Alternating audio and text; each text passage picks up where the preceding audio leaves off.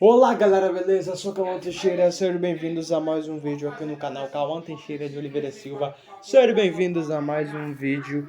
No vídeo de hoje, mais um episódio da série reagindo aos vídeos de teorias do Imaginago, episódio 14, reagindo a uma teoria relacionada à Disney, que é de O Rei Leão, a linha do tempo completa de O Rei Leão. Isso mesmo, nós iremos redigir uma teoria sobre a linha do tempo completa de O Rei Leão. É uma teoria, né? Porque a linha do tempo, acho, de qualquer animação, pra mim, é uma teoria.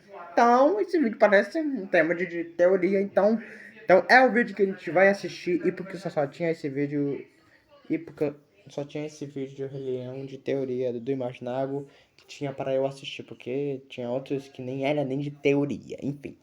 Então, dá um like no vídeo, me siga, me siga no Facebook não, porque desde de ter o Facebook como uma rede social. Agora eu só uso o Facebook só para ver stories e ver fotos, tá bom? Agora eu não uso mais como um Instagram. Eu vou criar um outro Instagram ainda, no próximo mês, em agosto, quando eu for para currais novos, certo? Então, dá o like, comenta, se inscreva-se no canal, dá o like, comenta, se inscreva-se no canal, rumo aos 800 inscritos. Vamos falar desse vídeo logo antes que o celular da minha mãe descarregue, porque tá com 11% de bateria, então vamos ao vídeo.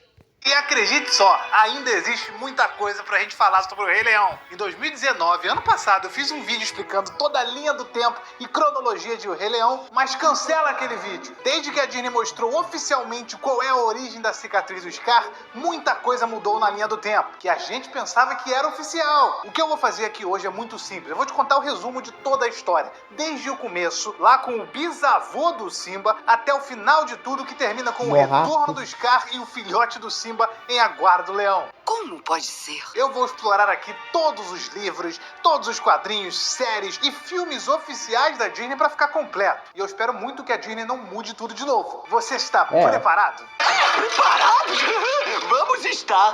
Pra quê? Vamos então explorar esse incrível universo de O Rei Leão da maneira mais completa possível. Você vai entender coisas como a nova origem da cicatriz do Scar, por que no primeiro filme só tinham 2 leões, o Scar e o Mufasa. Cadê o resto da galera? E agora?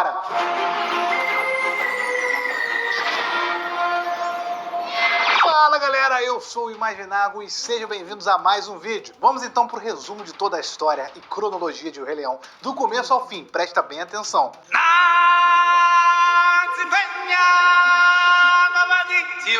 Então vamos começar a história falando do primeiro grande rei das terras do reino, o bisavô do Simba, que se chama Morhato. Ele apareceu pela primeira vez no livro The Bright Star, que conta justamente como que foi o reinado dele. O Morhato, ele foi o primeiro rei das terras do reino sem uma rainha registrada. Ele era conhecido pela sua benevolência e boa administração, afinal sempre ocorriam aquelas secas terríveis na terra do reino, e ele separava os animais entre os que podem ficar muito tempo sem beber água e os que não podem, e os colocava em uma fila preferencial. O Morhato foi muito respeitado, ele viveu por muito tempo, até que na véspera de um inverno...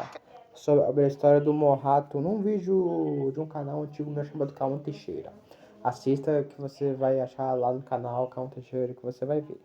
É difícil de achar esse vídeo, mas você vai achar e vai assistir porque ele acabou morrendo por causas naturais. Quando ele morreu, os animais enxergaram uma estrela muito brilhante no céu, a estrela mais brilhante de todas. Aí começou essa coisa de que quando os reis morrem, eles viram uma estrela no céu, tá? Não foi o Mufasa que inventou isso. Talvez aconteceu. Mas antes de morrer, o Morhato deixou um filho, o rei Arrad, conhecido também por ser o pai do Mufasa e o avô do Simba. Sempre bom deixar o Simba como foco aqui. Ninguém sabe quem é a mãe do Arrad. Como eu falei, a gente só sabe que o Morhato teve um filho antes de morrer e que ele virou rei depois. Recentemente, na verdade, a gente descobriu que o Morhato é o pai do Arrad e não da Uru, que é a esposa do Arrad. Porque quando um homem se casa com uma rainha sem ser príncipe, ele não se torna rei, ele continua sendo um cara normal. no máximo um duque, vai. Só que aí se uma mulher se casar com um rei, aí ela vira rainha. E como o Arrad é descrito como o rei das terras do reino, ele é com certeza filho do Morhato, que se casou de maneira desconhecida com a Uru. Enfim, o que importa é que o rei Arrad era um rei demasiadamente rigoroso. Ele não era caótico e nem psicopata, pelo que diziam, mas muitos animais não gostavam dele. Bom, pouco tempo depois do reinado do Arrad com a Uru, nascem 2 filhos, o Mufasa e o Scar, nessa sequência. Na verdade, o Scar não nasceu com esse nome, tá? O nome original de nascença dele era Taka. Até porque só depois que a gente vai descobrir como que ele ganhou a cicatriz, né? Não foi quando ele nasceu. Eu já fiz um vídeo sobre a origem do Scar naquela minha série sobre a origem dos vilões, mas, como eu disse, a Disney oficializou tudo recentemente. E é por isso que a origem do Scar também mudou completamente. Para entender ou relembrar como que o Scar conseguiu a sua cicatriz de maneira oficial, primeiro a gente precisa entender o que é a Guarda do Leão. Algo que foi mostrado pra gente na série da Disney, que já acabou recentemente, com o mesmo nome. A Guarda do Leão é basicamente um grupo de leões que servem para proteger as terras do reino de várias injustiças e ameaças externas que poderiam abalar o ciclo da vida. A junção do leão mais feroz, do mais corajoso, do mais rápido, do mais forte e o de melhor visão das terras do reino. Esses leões são comandados por um líder da Guarda do Leão, que é o leão escolhido de forma divina para ganhar uma marca. E essa marca ali concede o famigerado poder do rugido, que é basicamente, como o próprio nome já diz, um rugido poderosíssimo, capaz de varrer qualquer coisa que tiver na tua frente.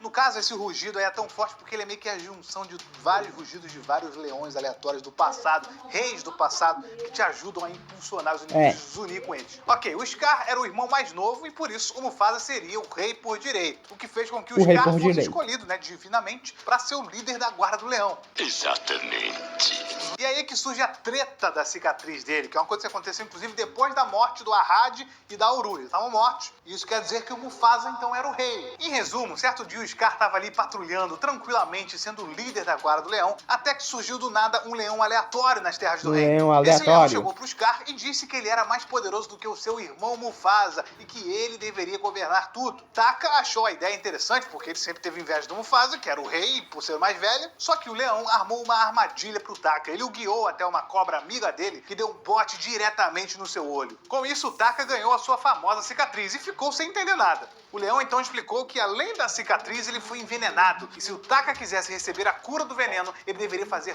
tudo o que o leão mandasse. Ou seja, o leão queria controlar o Scar, que tinha o poder do rugido, através da ameaça. E esse leão também tinha uma cicatriz no olho, o que quer dizer que a cobra, entre aspas, amiga dele, fez com que o leão fosse escravo dela, na verdade. Enfim, o Scar, ao invés de compactuar com o leão e com a cobra, e servi-los para sempre, ele resolveu utilizar o seu rugido para matar os dois. O Taka preferiu morrer envenenado, nunca saber qual é a cura, do que de fato se curvar para alguém. Enfim, na hora o Scar não sabia, mas o veneno dessa cobra não mata a vítima, e sim ele deixa ela confusa, e quanto mais dentro do corpo, pior. A longo prazo, a vítima nunca vai saber a diferença entre o certo e o errado, se tornando assim um sociopata. É por isso que o Scar mata o seu próprio irmão praticamente sorrindo com os olhos. Ele estava sob o efeito do veneno e não tinha cura. Como eu disse, o Taka é o nome verdadeiro do Scar. Só que após ser picado, quando ele foi pedir ajuda pro seu irmão Mufasa, ele simplesmente riu dele e deu o apelido de Scar pra ele. Mano, foi o Mufasa que deu o apelido de Scar pro seu próprio irmão,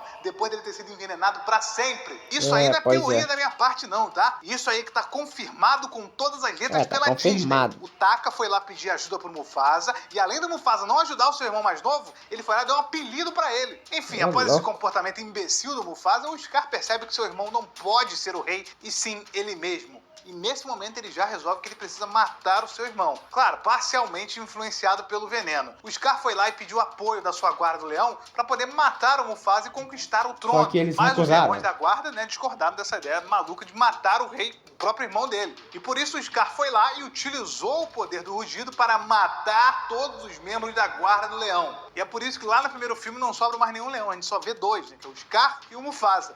Olha isso, por atacar os membros da própria Guarda do Leão utilizando o rugido, o Scar perde os seus poderes e volta a ser um fraco leão normal. E bom, por conta da destruição da Guarda do Leão, que o Scar fez, não tinha mais ninguém para tomar conta do ciclo da vida e do desbalanceio da natureza. E foi justamente por isso que aquela quantidade enorme de hienas começou a surgir. Elas caçavam por prazer e se multiplicavam pra caramba. E é por isso também que elas foram exiladas pelo Mufasa, porque porque já não dava pra controlar mais. É, Bom, não após dava. isso a gente sabe mais ou menos o que acontece, em partes aí, porque mostra no primeiro filme. O Mufasa se apaixona pela Sarabi, o Scar também, mas ela acaba escolhendo se casar com o Mufasa. Os dois têm um filho chamado Simba, e antes que eles pudessem ter o segundo filho, né, pra poder ser o líder da guarda do leão, ali, aquela coisa, o Scar bola um plano com as hienas que odeiam o Mufasa pra matá-lo. Enfim, aí você já sabe, né? O Scar mata o Mufasa, o a Simba gente já foge pensando sabe. que ele foi o responsável, Scar vira rei, Hakuna Matata, Simba retorna, Scar morre queimado comido pelas hienas, Simba vira rei e tudo volta ao normal. E aí vem o Rei começa Leão o 2. Rei Leão 2. Só que entre o primeiro filme e o Rei Leão 2, tem vários E o livros que segundo contam a filme, história do Kopa, o primeiro filhote do nos Simba. livros Porque do se Rei você Leão. reparar, o filhote que aparece no final do primeiro filme do Rei Leão é diferente da filhote claro. do Simba que aparece no É o segundo Kopa. filme. Esse aí No- do primeiro no filme final é do o primeiro Kopa. filme. Ele apareceu nos livros que eram focados nas aventuras dele. É. Mas o Kopa não aparece em O Rei Leão 2 sem explicação nenhuma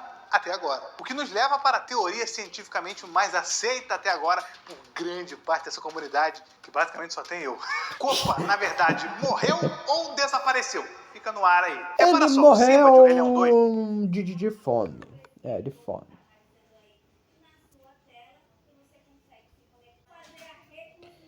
É, ele morreu de fome porque, enfim, não tinha onde ele ir, ele não tinha outro lugar pra ir, e ele, enfim, não tem o que...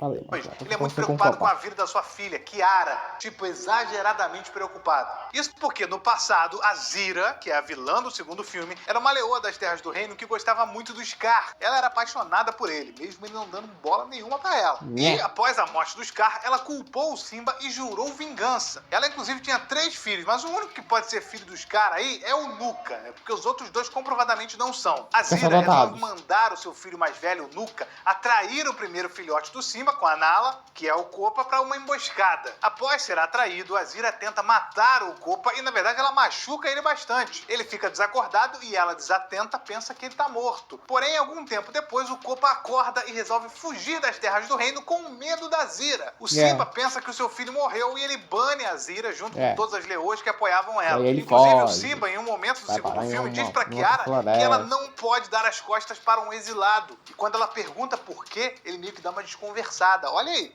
Zazu tem razão. Não pode dar as costas pra eles. Por quê?